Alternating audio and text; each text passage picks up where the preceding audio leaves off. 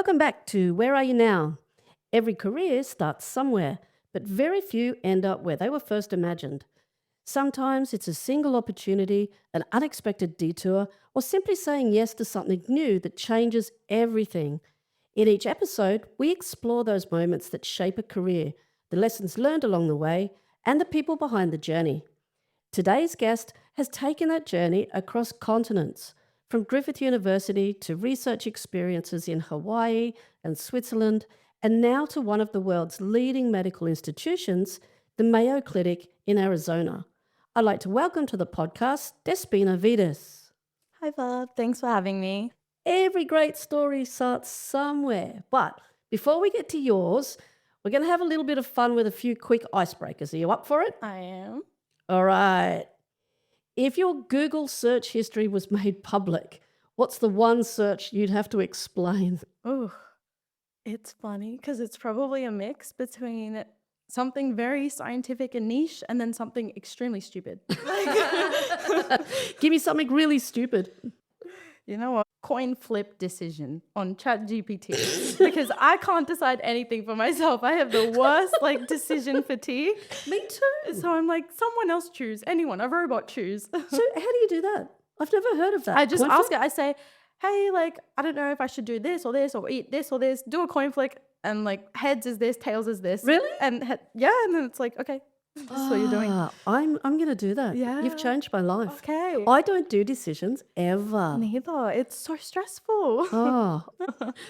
Okay. What's one food that you tried overseas that you absolutely regretted?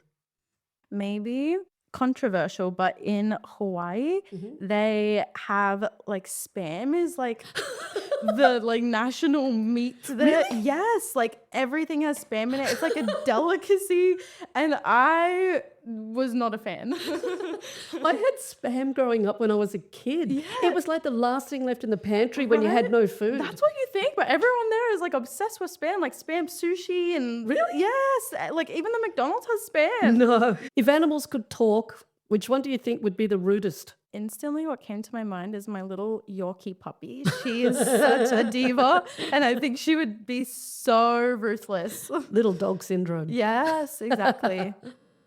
If you were arrested tomorrow, what would your friends assume that you had done? Probably accidentally forgot to pay for something when I walked out. That's am theft, right? yeah, I guess so. And what did you want to grow up to be when you were little? Actually, probably since I was about 10, I wanted to be a scientist. Really? Yeah. Any reason behind that? Honestly, this is what still gets me. No, I've never knew anyone that was a scientist. My family, immigrants, we don't know anyone in academia. It just came to me. I was like, I want to be a research scientist. I didn't even know what that meant. But I was just and I'm going to do it. So saying that you're immigrants, I'm going to say by your name, you're Greek? Yes. Yeah. Lovely, nice part of the world. Beautiful part of the world. Let's rewind to your start of university. What degree did you originally study and where was that? So I started my Bachelor of Biomedical Science here at Griffith. That was in 2021. Yep. And then I finished that and I did my Master of Medical Research, which I just recently finished. And what was the master's on? My thesis was titled Developing Novel Peptide-based Vaccines for the Prevention of Rheumatic Heart Disease. So a lot to do with strep A bacteria. Nice. How did you come across that? Did you stumble into it? Was it something that you were interested in or? Not particularly. There was this networking event they were doing in IBG. I think they do it annually. And you go and you talk to different researchers and get ideas because initially I had thought I was going to do an honors. I didn't even have masters on my mind. And then I met my supervisor, literally the first person I had talked to, and she was so lovely. And she was like, yeah, the lab is majority girls and this is what I do. Come meet us. And so I went and then, it kind of took off from there. And then everyone had been saying during those conversations, no, don't do your honors, do your masters. You can get it for free, actually, the medical research. And it's a similar amount of time. You should try masters. So I remember though getting in the car after that and just crying because I was I'm so overwhelmed. This is so much to take on. But then it's just baby steps and you kind of find your way. Yeah, it's a lot of information, isn't it? It is. And trying to work out the difference between honours and masters and PhD. Yes. And It seems nobody can really give you that information straight up. You have to No, immerse yourself in it. exactly it. Just backtrack a minute. You said IBG, so Oh, Institute for yeah, Biomedicine and glycomics, Glycomics. yes. And your supervisor, that would be, So this one was actually Eileen all right. Letia. So Mhm. she is like my day-to-day supervisor who I did like the majority of all my work with. And then obviously Manisha was the primary, the big boss. Oh, nice. Yes, I Yes. know Manisha Yeah. from when I had my time in the Institute for Glycomics. Amazing. Yeah, Everyone's connected. they are. So, doing your degree, did you find any bright, shiny things along the way, or were you really just focused at that stage, or was it just one day at a time? That was really one day at a time. It was hard because I feel like in undergrad, there's a lot of them where you're very prepared and you know what you're doing. I feel like biomed is one where no one really is guaranteed like a specific job. It's Yep. so broad. And it's great in the sense that you learn like every science under the sun. Like it's Yes. very broad. But in saying that, you're also like, I don't even know where to go. I still knew I wanted to do research, but I was like, how do I even facilitate that? So it was very much day by day, also just really trying to take the most out of opportunities. I'm a very shy person, but I do think if I had never gone that day, my whole career trajectory would have gone a different direction. So it does matter trying to push yourself forward, especially in academia. I think networking helps a lot. Yeah, that comes up in every podcast. Yeah. Networking, it's more about who you know, putting your name out there, meeting people. Mhm. What was the day that you went to? It was just like a little walkthrough in preparation for the summer scholarships that they give. They walk you through the institute, and then after, it's like a speed dating situation with all the different people from the group. So they have students, they have heads of the labs, just everyone. And you talk to them, you get to learn about their research, ask them questions, and then yeah, you kind of go from there. For students that are listening to Mhm. this podcast, how do they go about getting involved in that? I'm pretty sure I remember they had sent out emails Mhm. and you just sign up and go to the day. It's literally maybe an hour or two, not very long. I feel like once you go there and you start the process, it's a lot easier from there. Obviously, you hope that you have a supervisor that's really supportive of you. And once you've met them, they really try and help you as much as they can in getting in there and supporting you and applying for things. So you won a summer scholarship? Yes, that's how it started. I did the summer scholarship, which was kind of the beginning of my research experience. Because Mm. again, in biomed, you learn a lot, but it's basically just holding a pipette. Then you get to the Yes. lab and they're like, what techniques do you know? Oh, nothing. Like, And I think when I did a summer scholarship, when you're in a lab and you get a box of pipette tips, you assume that that's how they come. You don't realize that someone's sitting some there poor student has to filling them sit up. there Yep. and fill them out of a plastic bag and then Yeah. go and put them in the autoclave and then get them back out. They don't just automatically appear. No. And the glassware doesn't wash itself. Oh, I wish it did. So after your summer scholarship, what did you do after that? I took about 6 months where I was just interning in the lab. I hadn't started my master's yet, but I just was kind of thinking like, yes, this is technically unpaid work and it's a lot of my time, but I just knew that it was going to end up being worth it. And I just really wanted to start committing to the process and becoming as accomplished as I could be before I even begun my master's. So yeah, I took some time working with everyone in the lab, learning all the different techniques, learning literature, and then yeah, it was a great start for when I actually did begin. Yeah. So then how did your master's go? That was great. Honestly, I know a lot of people get really stressed with those higher degrees, but I thoroughly enjoyed it. Of course, there were stressful times, but it just like really solidified to me that this is a career path that I love so much. I'm so passionate about it, and it's brought me so many amazing opportunities and friendships and experience. So then what happened after you finished your master's? Where did that lead? Currently, I am preparing to move to Arizona to the Mayo Clinic, which is also just like pinch me. I can't believe that. That's crazy. Yeah, it's incredible. And so again, this is something where I'm not exactly sure where it's going to lead to in the long run, but it's a great start. And I again wouldn't have had the confidence, I guess, to do this if I hadn't been through everything that I went through here, and if I didn't have the support of my supervisors here. It's so important to have people that encourage you, even if it isn't continuing here with them. Oh, yeah, absolutely. Yeah, very big. Yeah. So Before we get to the Mayo Clinic, I know that your research has taken you to Hawaii and Switzerland. So how did Yes. that come about? So Hawaii was actually during my bachelor's. It was exchange, and it was Oh, right after COVID. And I don't think Griffith was doing exchanges, but I was like, I want to go on one. I just randomly decided I want to me go. too. So I was hunting everyone down and emailing. I was like, who do I need to talk to get this happening? And I was trying to get everything organized. I pulled one of my other friends from Biomed and I was like, you're coming with me. And so, yeah, anyone I highly, highly recommend in their bachelor's should try and do it. And for most degrees, I believe you can, because I would have thought as well, oh, biomed, I don't know if they have that degree in America.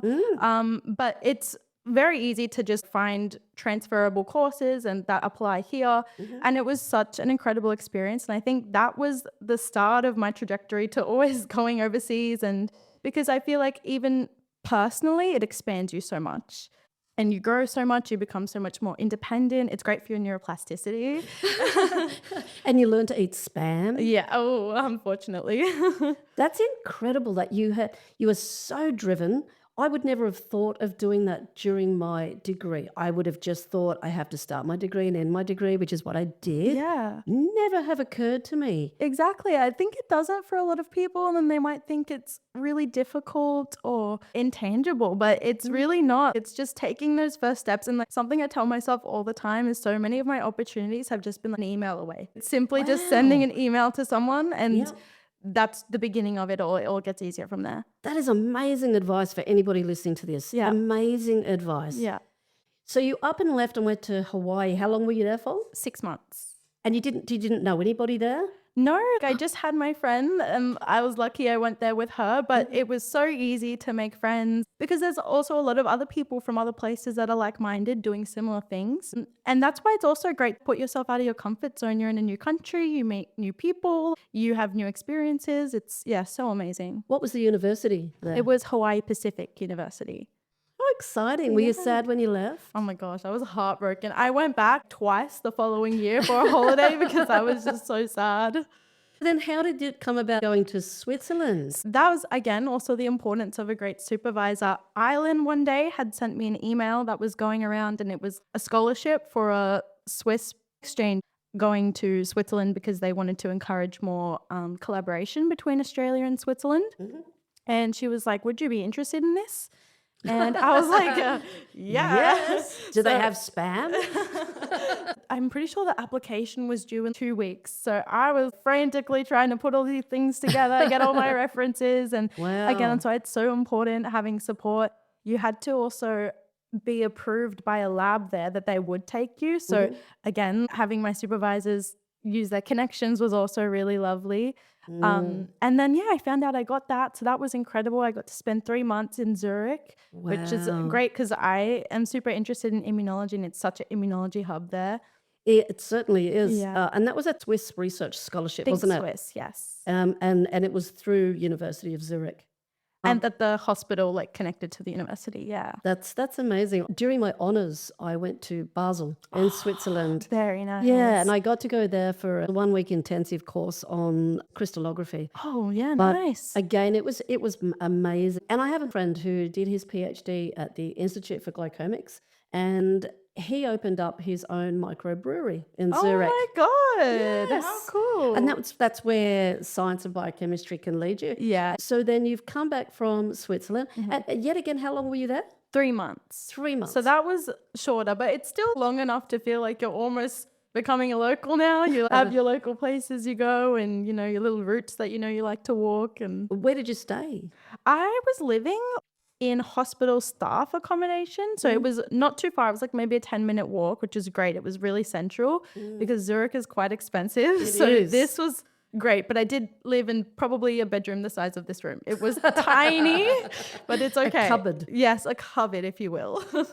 And did you learn the other language while you were there? Oh, I picked up maybe important German words, but that no. Like 9. Yeah, 9. It was like Wasser for water, Eingang, Ausgang, which is entry, exit off the train. Well, the important thing Yeah. is to say spam.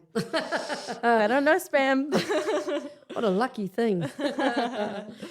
So then take me from there. After you left Switzerland and you returned back to Australia, what happened from there? So that was then crunch time because it was the end of writing my thesis. Mm. And it was also over Christmas time. I got back here December last year. So it was a lot of catching up to do with people and repeating those last minute experiments that didn't look so good. um, which was probably, I'd say maybe the most stressful time, but I loved the writing of my thesis. It was so nice seeing Oh, everything come together. yeah. That was, yeah, really, really nice. And Yeah. then after that, I was thinking, oh my God, I really want to go back to Switzerland. I was so inspired. So I was thinking, why don't I look at things there? And I had emailed so many labs and no responses, nothing positive. I was like, oh, this is not looking good. Then I actually took a short trip to go visit one of my friends in Austin, Texas. Mhm. And then it was after that, I was like, oh, I didn't really think about America. Yeah. And then I found the Mayo Clinic one. I had a meeting straight away and they're like, yeah, it's yours. And I was like, okay, meant to be. Yeah. Yes, that's crazy. Yeah. Was there a moment when you were overseas that you realized you were completely out of your comfort zone? Oh, so many. What first came to my mind was my first day in Switzerland. Mm. I tell many people it was the worst day of my life. It was after obviously super long travel time to get there from here. Yeah. And I first had to go pick up the keys to my place from the hospital. And Switzerland, it's a beautiful country, but people don't have the same energy as Australians do. And so I didn't know where I was going. I arrived there in my pink tracksuit with my 2 pink suitcases. And this is like a whole city of people that are just so neutral. And I was Beige. walking around confused, and walking up these hills with my suitcases, everyone just watching me. And then Oh, couldn't speak the language. And I was yeah. like, what am I doing? And then also I remember that day, it was just nothing was adding up. My internet connection to the wall, the cables was the wrong one. And then I was like, my phone's gonna die and I don't know Oh, anyone here. I have to go buy this and that. But I honestly do think those are the moments that just lead to so much personal growth. Like I think those 3 months where I was there entirely by myself, yeah. different to when I had my friend in Hawaii, my mental perspective on just so many things in life changed so much because I realized, nothing is as bad as you make it to be. Like you can choose how your reality exists. Mm. And I'm going to choose to have a good day. I'm going to choose to keep going with this. Like I'm going to choose to stay positive about it. And it really does change you a lot. I think you're amazing. Just when you say that you're not a confident person and you just exude confidence, Thank you. yeah, I find it very difficult that you would doubt yourself. I think that's natural. When you were in Switzerland, hmm the living and working there, did it teach you anything that you don't think you could have learned here in Australia? Ooh, I think what was actually the biggest difference was the type of people you work with. Like the Mm, lab that I went to there was very big and there was a lot of different personalities from a lot of different countries. And yeah. even going to a lab meeting, theirs were so formal and people would be like interrogating you and so it just teaches you to be exposed to a lot of different things, but also not take things so personally. Everyone's here to do science and do their job. Yeah. And yes, it's different because it's a different culture to what you're used to. Again, it contributes to you just being a better scientist as a person. And I'm sure they would have a culture shock if they came here and they're like, why is Absolutely. everyone so nice? I don't like it. Like, Why is everyone wearing thongs? yeah, exactly. Why is everyone wearing pink? Uh, every career has got moments where things don't quite go to plan. Was there Mhm. a setback or disappointment that you're looking back now actually helped shape your journey? Yeah, I think there's so many. Probably the first I remembered, I really wanted to do my master's program in the accelerated time. You can do it in 1 year. And I had gotten accepted into that and I was so excited because I just wanted to do it so quickly. I was like, rip the Yeah. band-aid. And then all my supervisors talked and they were like, we think that you should do the normal time. And I was like, oh, it's so much extra. But then if I wasn't able to do that, I couldn't have gone to Switzerland. And then Yeah. I think everything kind of happens for a reason. So I probably wouldn't have the opportunity that I have now as well, timing wise. There's just so many things that kind of line up where you're like, okay, this felt like really annoying. That's not what I wanted. But there were Mm, so many things that I would have missed out on if I had forced upon it. And same thing with I was really wanting to go back to Switzerland and I was really forcing it and it just wasn't working. And so sometimes you just do have to have faith in those times where you're like, this is not going how I want it to. Yeah. How was your entry into working on strep A? Did you know much about it before you took that on? No, not at all. And I think probably the biggest shock from that was all the animal work. Yeah, That no one could have prepared me for the emotional toll that takes on you absolutely. initially. Yeah. Now, obviously, it's just normal and you kind of forget about it. But that first day, I remember leaving, I was crying. I was like, oh my God, this is awful. Like, Yeah. because it's such a different aspect and you know that you're doing the right thing, right? Yeah. But it's so awful actually having that initial experience. So How did you deal with that? I think I heavily relied on my family during that time because I was just an emotional wreck and they're like, yes, but listen, like you are doing this for such a great cause. And it's not just me. There were so many people in our group that were vegetarian. And Yeah. so it's a hard thing to do, but you just have to remind yourself it's for a greater cause. But that was Yeah. a big adjustment. And then also just the intensity of working in a lab, you don't realize. Again, I feel like biomed teaches you a lot of valuable things, but not quite, it doesn't emulate the real lab setting. Yeah. And being there and having long days and this experiment and what do you do if it's not working, which is a huge part of being a scientist. It's Yes. troubleshooting. Yes. So I think a lot of it was really intense at first. And I was like, I don't know if I'm cut out for this, but yeah, it came around eventually. It's funny you say that. We've just finished running some labs where you run an enzyme assay. Yes. And a lot of the students were getting numbers that weren't expected. And have to try to explain to the students that that happens in real life as well. Sometimes an assay just doesn't work. When you're in a student's lab, you don't have the time to do it in Exactly. triplicate and Yeah. do it again and again until you get those expected numbers. Yeah. And it feels like a failure, but it's not. That's science. No, And in yeah. the real world, you do have to do it again and again. Exactly. And I think sometimes it's a bad fault of science that when we have results that aren't good, no one shares. And I think Yes. it'd be great if we could actually publish and discuss results that don't work. It would help everyone in their fields respectively so much That's a because wonderful idea. yeah, because I think Yeah. it is really limiting and it's like almost an embarrassment, but Yep. every single scientist ever has had bad results. That's part of the job. Oh, welcome to Western blots, the world of Western blots.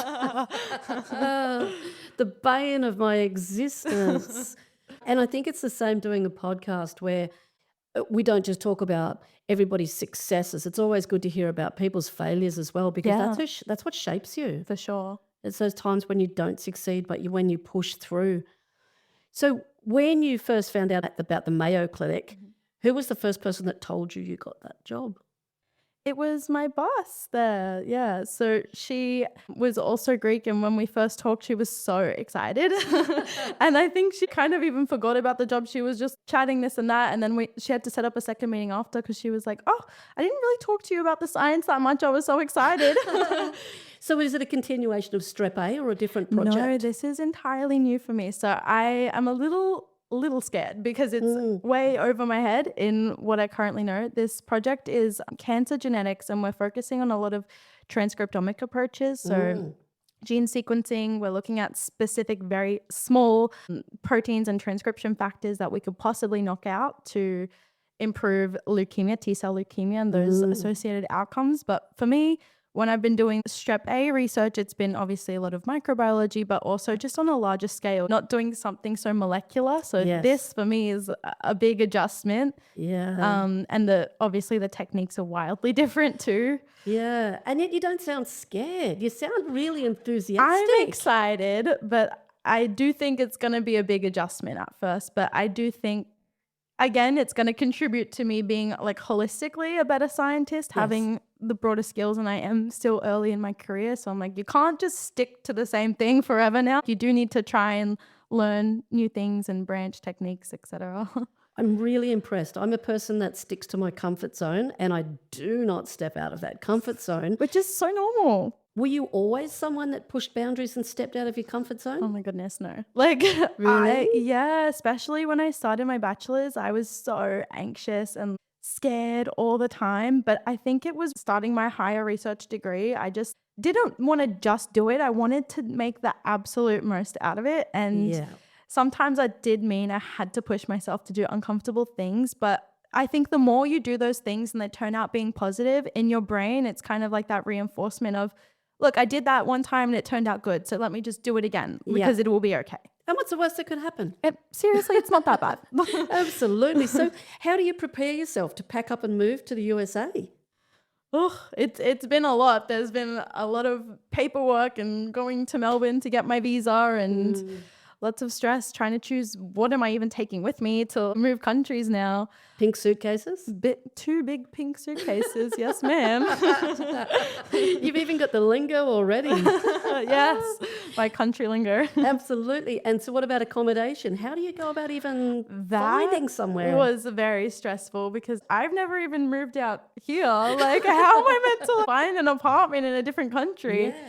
And I did my due diligence like months before. I had a whole spreadsheet of different places, how close they were to the hospital, what the price was, what amenities they had. Yeah. And then I ended up applying to one place because the application fees, non-refundable, are $200 for each place. So I was like, I can't be spending this Wow. every time. So I found one place and I was like, okay, look, I don't have American credit history. All I can show you is my visa and here's my work contract.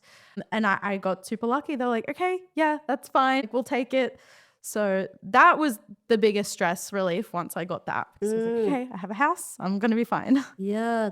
So, do you have anybody help guide you through this? Or is this really, this is what Despena does? And going through the whole thing with Hawaii and Switzerland, and now you're sort of on a roll? Yeah, I'd say so. I think I've gotten quite used to it. And I know that I'm like, okay, if this is something that you want really bad, you are going to have to work for it yourself. Yeah.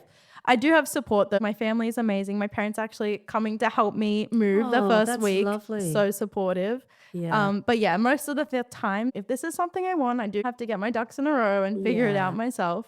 Yeah. But I'm always reminding myself, even when it's hard, this is something I really wanted. So I do need to be grateful that even though it sucks right now, I did ask for this. And shout out to Despena's parents. You've raised an incredible daughter. I think you're amazing. Being able to push out of those comfort zones and make these things happen is just incredible. Thank you, Bob. One of the aims of this podcast is to help students see what's possible after graduation. And your story is amazing. When you think back to your university days, what's something that you worried about, but with hindsight, you really didn't need to worry about? I think maybe I spent so much time, like many students would, worrying about one specific exam, one specific Yes. assignment. Am I going to do really good in this course? And while those things do matter, I think they kind of don't. You know, I could have failed a course and probably still be where I am right now. I think that you shouldn't be so hard on yourself with those things. It's the bigger picture, it's the confidence that you give yourself, the opportunities you allow for yourself. I think also a lot of students think, "Oh, I'm not good enough for that. I can't do that." Yeah. And something I always tell myself is, I'm not going to be the one to say no to opportunity for me. If someone else decides it's not for me, that's fine. But I'm not going to limit myself before it gets to that point. That is a really good point of view. It's a great way of thinking. Yeah. But again, I wasn't always like this. You have to go through a bit of mental battles with yourself and then be, you know what, I can decide how this goes. And yeah. What's one habit or mindset that you developed as a student that's still helping you succeed now? I think a lot of research teaches you that kind of what we were discussing before. Nothing's really bad. If you get a bad result, it's not about that you have a bad result. It's how you're going to fix it. Like it teaches you how to troubleshoot, and your value is not if something's good or bad. It's how does your brain work? How are you going to deal with this? How are you going to change a story around this? How are you going to, I guess, adapt? Adaptability, I think, is really important. Yeah. You've worked with people from a lot of different countries and research cultures. What's one quality that you've noticed that most successful researchers all seem to have in common? Actually, I think about this often. They're all very humble people. All of the highest researchers I've ever met are always so kind. They give you their time. They're very attentive and they don't think of themselves as the best person. I'm sure there would be some like that, but all of the greatest ones that I've met are really humble, genuine people. And I think it's just because they love what they do so much. And I don't know, it really shows in their personalities. It shows in yours. Oh. You've just named your own traits. Really important question. What are the uni bars like compared to ours? Oh, I like this question. I would say Hawaii definitely had the best uni bar Yeah? culture. I mean, it's America. Yep. Those were super fun. Switzerland, no. Again, it's like More reserved. there's exceptions. There's a lot of people in Switzerland that aren't Swiss. So It's a very, very multicultural place now. very Multilingual as well, depending on Yes. which region you're in, depends Exactly. on which dialect you're speaking Yeah. and I remember going from one side of Basel to the other, and one was German, another was Italian, the other side Exactly. was Swiss, and I can't even say croissant, let alone in 3 different languages. Exactly. Okay, well, every podcast needs an interval, and unfortunately, nobody has offered us millions of dollars to advertise their products yet. Yet. So we've created our own entertainment, and today's entertainment is entirely on you. Yay. You're walking into a karaoke bar. Mm-hmm. What's the one song that you'd be brave enough to sing? Ooh. Don't panic, I'm not going to make you sing it. Okay, this is kind of my biggest nightmare. I can't lie. I'm so glad I could help. You seem so confident. I just wanted to knock you down a couple of pegs. Oh goodness. Oh god, this is how you get me. Maybe Valerie by Amy really? Winehouse. Yeah, I like that song. Yeah. You've just volunteered for the world's shortest karaoke performance. No. You don't have to sing it, okay? You don't have to sing it. It's worse. Oh. I'm going to present you with Oh my god, I'm terrified.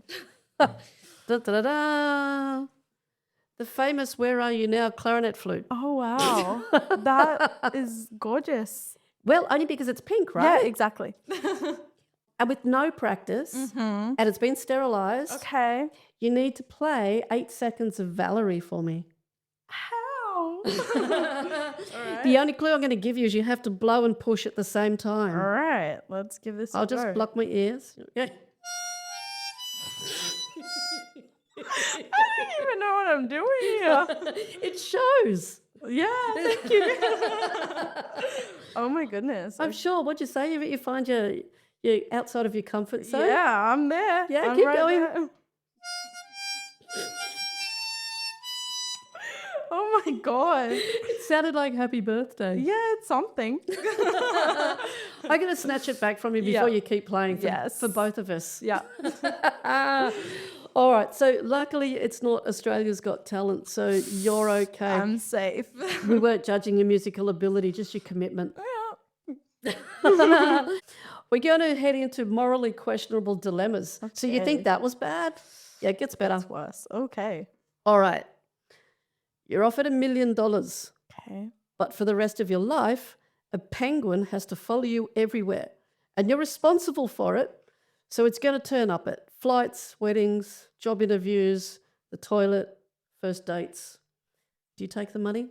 I think I would. I love penguins, and I think I don't see the loss in that. Like, that's my pet. Really? Yeah. So I think it's okay. It's going to be there at your wedding and all is good? yeah, it's adorable. Oh, that's nice. Yeah, I'd take the penguin. Okay. If every meal for the rest of your life had to come from one fast food restaurant, who's Ooh. getting your business? Maybe McDonald's. Yeah? I'd say that even McDonald's is probably my death row meal. Like, I just... I actually shamelessly love McDonald's. Many years ago, I moved to LA for a little while, and I remember the culture shock when I got there, and I saw that they had 99-cent cheeseburgers, and I had a $1 note on, and I got there, and they were like, "That's $1.06," and I went, Yeah, "Huh? tax. What? What do you mean it's $1.06? You said it 99 cents, and I couldn't get my head around that. Yes. Like, why don't you just tell me what the price is? It's very frustrating. Is it still like that? Yes, it is. It's crazy. And tipping too. Yeah. All right, now think carefully about this. Name an animal bigger than a medium-sized dog that you would beat in a bare-knuckle fight. Oh, none. Honestly, none. I have zero athletic ability. Any animal could beat me. Like a oversized bird could beat me.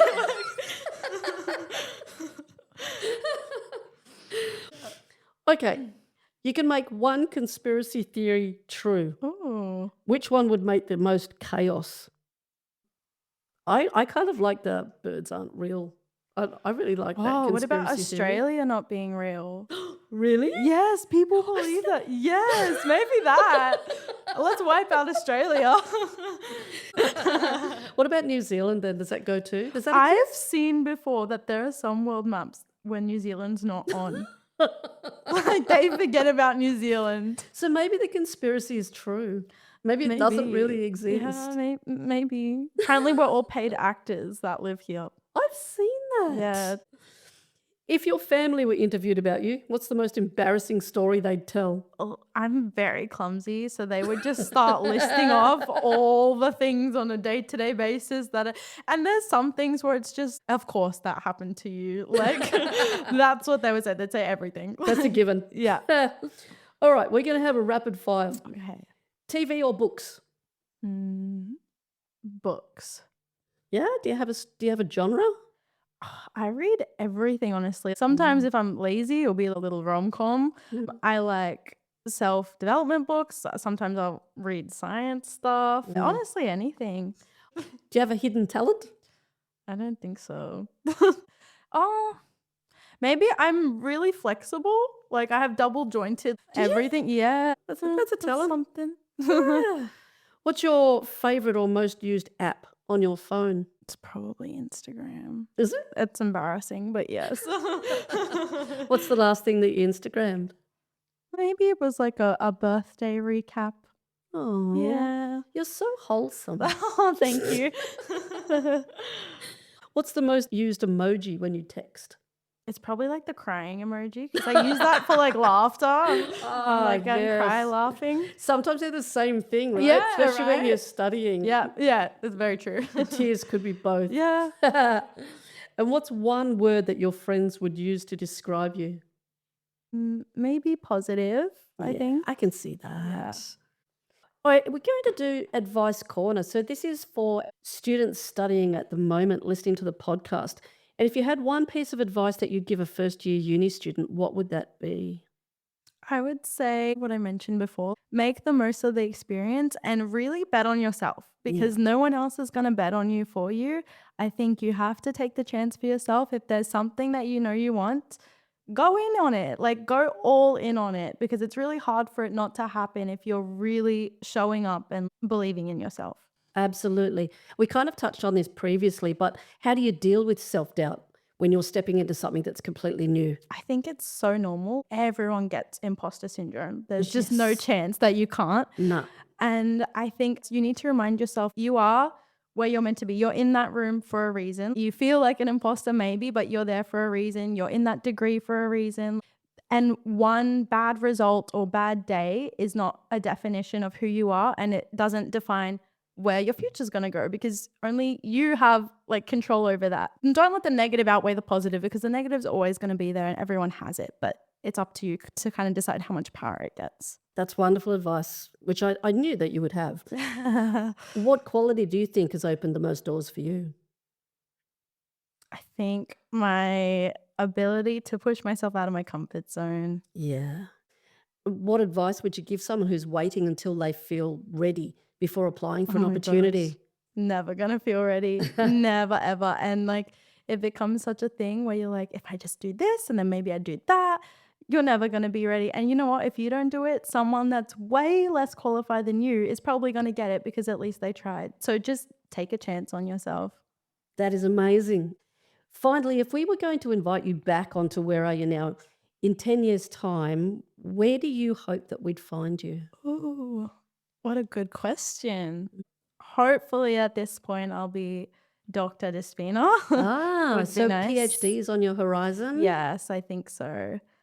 Obviously, everyone wants to do like meaningful research and that's contributing to something. But I think also just kind of similar to what you're doing, establishing community and uplifting other people and young girls, especially in STEM, there's so much around that that's really difficult for them. Being able to help other people if I'm more well established, I guess. Yep.